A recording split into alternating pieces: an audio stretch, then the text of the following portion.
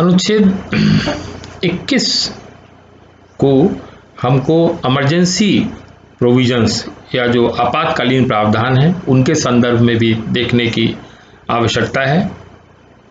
इस संदर्भ में आपको ये जानकारी में होगा कि एक बहुत लैंडमार्क केस 1976 में ADM Jabalpur versus S Shukla के नाम से सुप्रीम कोर्ट के सामने आया था, जिसको हम हैबियस कॉर्पस केस के नाम से जानते हैं।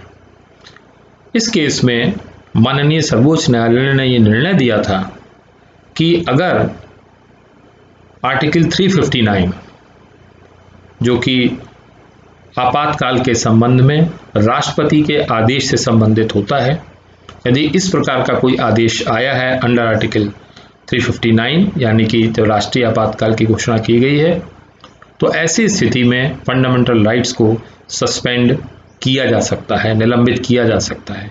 और चूंकि आर्टिकल 21 फंडामेंटल राइट्स का ही एक हिस्सा है, तो स्वाभाविक रूप से article 21 that is right to life and personal liberty भी निलंबित इसमें हो जाएगा। इस निर्णय के बहुत प्रभाव बहुत गहरे थे और इसने व्यक्ति के जीवन के अधिकार को, उसकी स्वतंत्रता के अधिकार को डायरेक्ट प्रभावित किया and it was a denial to the right of personal life and right to life and liberty. और हम जानते हैं कि 1975 में जब देश में इमरजेंसी लगाई गई थी, तो किस प्रकार से जो हमारा राइट टू फ्रीडम है, स्वतंत्रता के अधिकार हैं, उनका किस प्रकार से उनको प्रभावित किया गया था और किस प्रकार से लोगों को स्वतंत्रता से वंचित रखा गया था।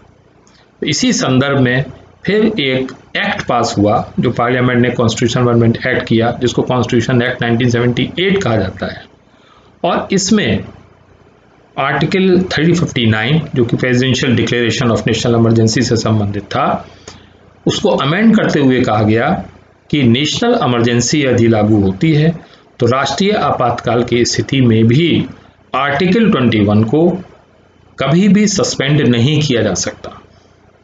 ये बहुत महत्वपूर्ण अमेंडमेंट था जो किया गया। तो वर्तमान स्थिति ये है कि आर्टिकल 21 जो कि right to life and personal liberty है, उसको किसी भी स्थिति में सस्पेंड नहीं किया जा सकता, क्योंकि ये हमारा बेसिक राइट है और ये basic structure of Indian constitution से संबंधित है, जिसको कभी भी निलंबित नहीं किया जा सकता। तो मित्रों, ये दोनों जो लेक्चर्स थे वो आर्टिकल 21 से संबंधित थे। मुझे उम्मीद है कि आपको ये दोनों लेक्चर्स लाभकारी लगे होंगे। Thank you very much.